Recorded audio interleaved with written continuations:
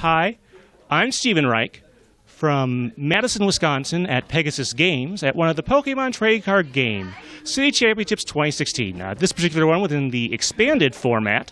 And I'm here with Nick Miller from Green Bay.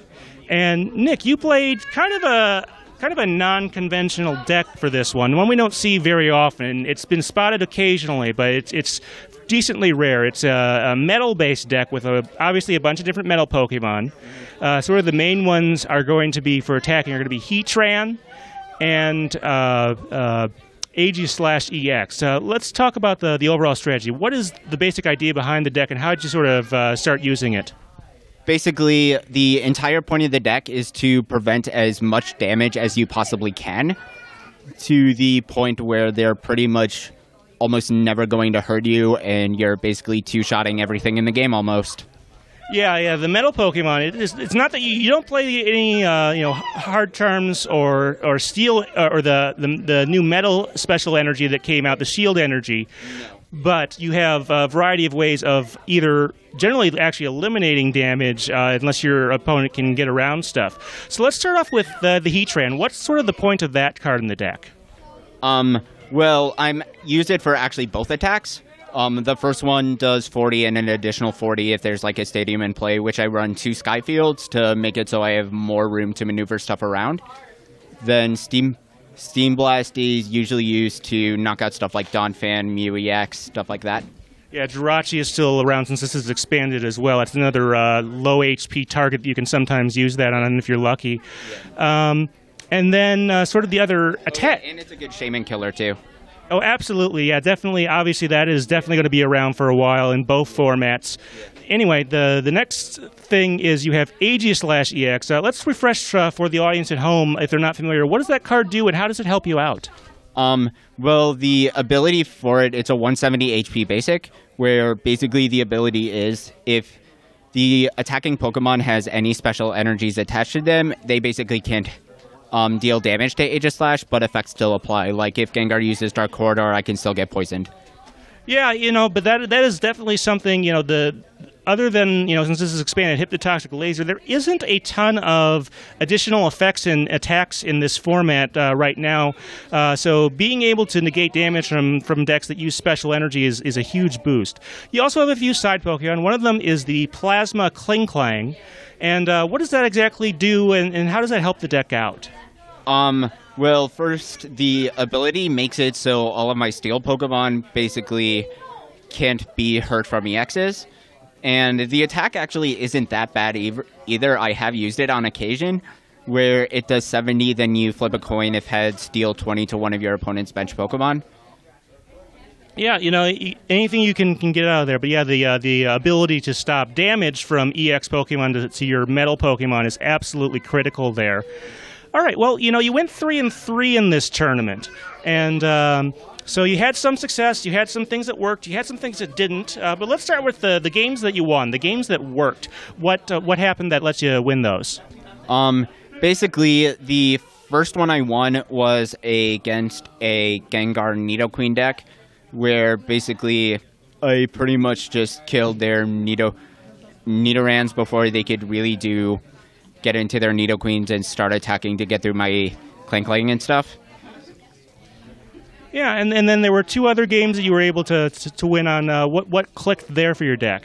Against Flareon, I basically pretty much just kept on Lysandering any EVs they laid down so that they can't hit for weakness. Therefore, they would have to overextend a lot more than they would have to normally. Yeah, of course, Flareon's, I believe, Vengeance attack would obviously be a major threat to your deck because it's not an EX Pokemon, but it looks like you were able to play around that and combat it quite effectively. All right, well, there were also a couple games there that didn't go so well. What kind of happened in those, and are there any changes you might make to sort of adjust for it? The first one, there really wasn't much I could do about it. For one, I couldn't really draw, anything good, because deadheads happen, pretty much whether you like it or not. Yeah, you always run into those games where things are just aligned in a certain way and it doesn't work out. That first round, you told me earlier, that's against a Weavile deck, which is another very fringe deck, which is kind of interesting. Yeah. And the last two rounds, unfortunately, were also where you kind of met defeat. How did those play out?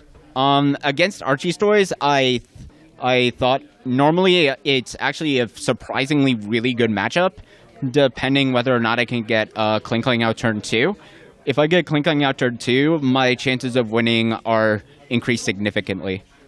And I take it that didn't happen in that. I think I watched some of it, and you just got kind of a slow start there, and that didn't work out. And then one other time you were against a Mewtwo EX deck. What happened there? Basically, pretty much, Zoroark happened, long story short. Yeah, Zoroark has a lot of things it can do to really mess things up in a very structured deck, so you do got to watch out there. Yeah. All right, well, any changes you might make to give some advice to the audience out there, what you might add or remove from the deck to sort of improve it if you wanted to use it, because, of course, this is expanded. That's going to be legal for at least the rest of this tournament season. Yeah. Basically, the only thing I'm going to change is probably either the Cobalion EX, maybe get rid of Wally and Gets Us all together, and add like more like main attackers, because like overall I technically only have like 4 or 5. Yeah, this is obviously still a very basic attack-heavy format, and being able to do that is important. All right, well, now that we've gotten some advice, you have an interesting history that we should probably tell the folks at home about, is that you've sort of left and come back to the game several times over the last 7 or 8 years. How has that happened, and what do you attribute to that? Like basically, certain other games usually catch my interest, and like if the meta seems interesting in my opinion, then I go for it, and if not, it's like I usually don't focus on that game that much. Just out of curiosity, have you ever learned something in another game that's helped you out in the Pokemon trading card game? Oh yes, definitely.